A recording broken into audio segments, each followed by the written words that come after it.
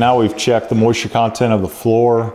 We've checked the moisture content of the subfloor. We know this wood's fully acclimated, ready to be installed. The next step in the process really is to do a walkthrough on the subfloor.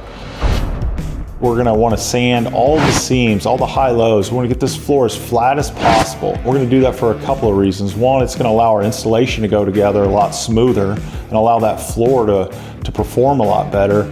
But also, it's gonna minimize how much sanding we need to do because everything's gonna go together much flatter. And the next thing is to also screw everything down. There's a lot of movement in the subfloor. We can feel it flexing and the flexion in this floor. We wanna tighten that up.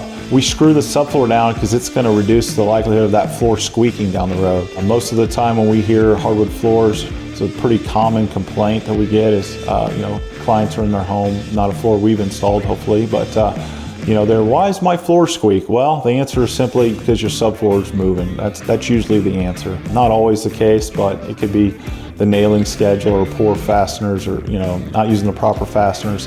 But most of the time, I would say it's subfloor movement. Before we ever start racking this floor out and before we begin the installation, we're going to do a very thorough walkthrough, sand everything down and screw everything down and get it ready.